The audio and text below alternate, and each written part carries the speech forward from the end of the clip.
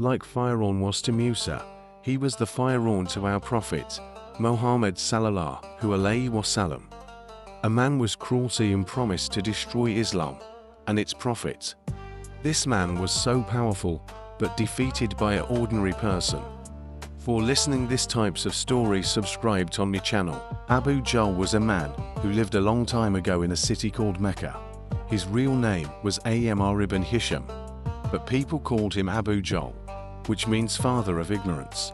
He was a leader in Mecca, and many people respected him because he was smart and came from a rich and powerful family. Mecca was a big and important city.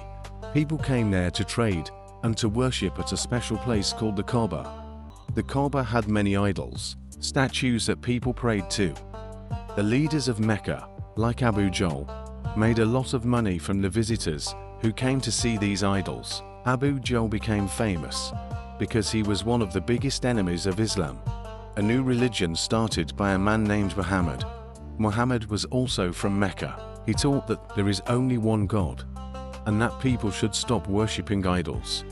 He also said that everyone should be kind and fair, no matter if they were rich or poor. This message made Abu Jahl angry. The leaders of Mecca, including Abu Jahl, didn't want people to stop believing in the idols. If that happened, fewer visitors would come to Mecca, and the leaders would lose their money and power.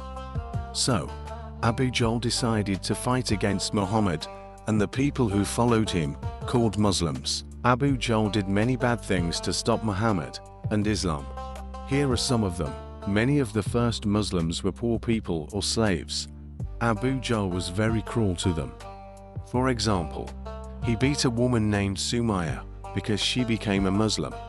She refused to give up her faith, and Abu Jahl killed her with a spear. She was the first person to die for Islam. See, one day, when Muhammad was praying near the Kaaba, Abu Jahl threw dirty animal parts on him. He wanted to embarrass Muhammad in front of everyone. Muhammad's young daughter, Fatima, cried as she cleaned the mess off her father. When Muhammad spoke to people about Islam, Abu Jahl didn't want them to hear him.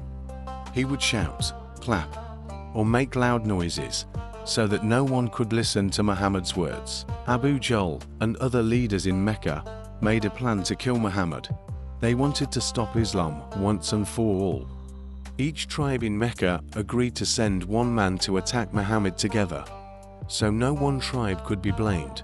But Muhammad found out about the plan and escaped to a city called Medina. This escape is called the Hijra, and it's a very important event in Islam. There's something surprising about Abu Jahl. Even though he hated Muhammad in public, he sometimes listened to Muhammad's words in secret. Muhammad recited the Quran, the holy book of Islam, and its words were beautiful and true. Deep down, Abu Jahl knew this, but he didn't want to admit it. Why didn't he join Muhammad? Because he was too proud. Abu Jahl loved being a powerful leader. He didn't want to lose his money, his respect, or his control over people. He cared more about himself than about what was right, his respect, or his control over people. He cared more about himself than about what was right. Later, there was a big fight between the Muslims and the people of Mecca at a place called Badr. Abu Jahl was the leader of the Meccan army. He thought they would win easily because they had more men and better weapons, about 1,000 fighters, while the Muslims only had around 300. But the Muslims won the battle. During the fight, two young Muslim boys attacked Abu Jahl and cut his leg. He fell down, badly hurt. Another Muslim, named Abdullah ibn Madid, found him. Before he died, Abu Jahl was still proud. He said he didn't mind dying, but he was upset that he was killed by ordinary people, not a great warrior. Then, Ibn Madid finished him off. Abu Jahl had a son named Ikrimah. At first, Ikrimah followed his father and fought against the Muslims. But years later, after the Muslims took over Mecca, Ikrimah changed his mind. He realized that Islam was true and decided to become a Muslim. He went to Muhammad and asked for forgiveness for all the wrong things he had done. Muhammad forgave him, and Ikrimah became a good Muslim. He lived the rest of his life helping Islam grow. This shows that even though Abu Jahl chose the wrong path, his son was able to make a better choice.